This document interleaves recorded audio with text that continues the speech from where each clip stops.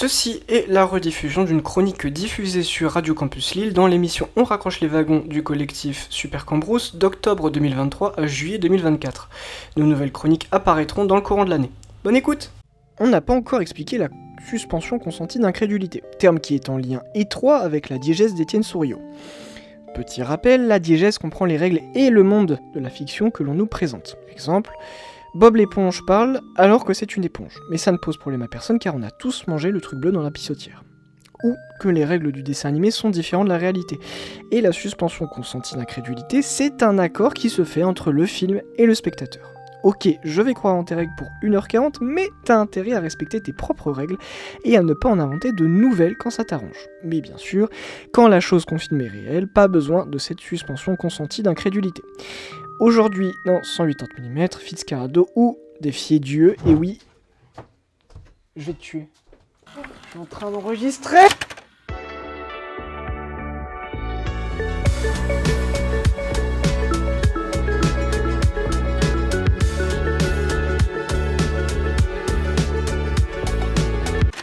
Et oui, j'ai fait une introduction pour vous dire qu'elle sert à rien.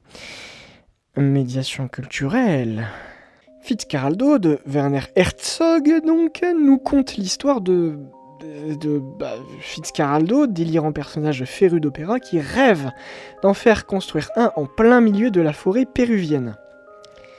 Au Pérou donc. Non, il n'y a pas de blague, c'est juste qu'il va se rendre sur ces terres fraîchement acquises avec des hommes et un bateau tout aussi fraîchement acquis et retapé. Cependant, des rapides rendent le passage fluvial impossible sans casser le bateau et très certainement tuer les personnes présentes sur le bateau. Le seul moyen d'accéder à la concession est de faire grimper une colline au bateau pour court-circuiter ces fameuses rapides. Grosse idée de merde quoi.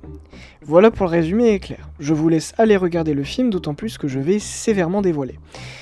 Herzog s'amuse beaucoup à faire parler son film par la mise en scène, sur la nature divine auquel Fitzcarraldo fait face ou encore sur le tempérament des personnages. Un bijou.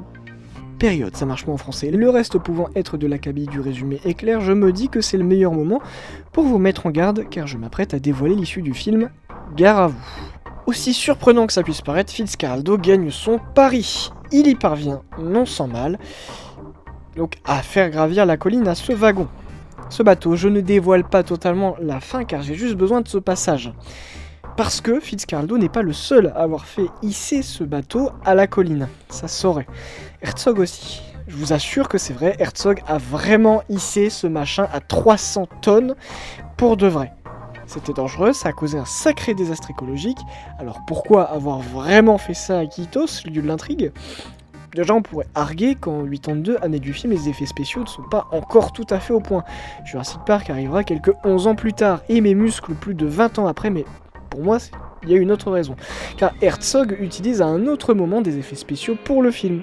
Il avait donc une raison d'hisser ce bateau. Tout le film est présenté comme une confrontation entre l'homme et la nature. Oui, pourquoi pas Dieu. Herzog va constamment ridiculiser par la mise en scène les personnages, les comparant au bateau et à la nature pendant l'ascension du bateau. Ce qu'on regarde, c'est une bataille dantesque. Oui, Joe Dante, tout pareil. C'est David contre Goliath, les gens qui ont fait tic-tac-bombe. Et plus une chose est naturelle, plus on s'immerge dedans. Donc, on vit avec lui cette victoire, et même malgré la fin en demi-teinte, Fitzcarraldo, comme nous, sommes heureux d'avoir réussi. Enfin, qu'il ait réussi plutôt. Le conquistador de l'inutile, comme il aime s'affubler, ne l'est peut-être pas tant. Et voilà comment Fitzcarraldo défie vraiment Dieu. Il ne me reste plus qu'à vous souhaiter une bonne fin de journée, bonne continuation dans On raccroche les wagons, vive toutes les formes de culture, la bise.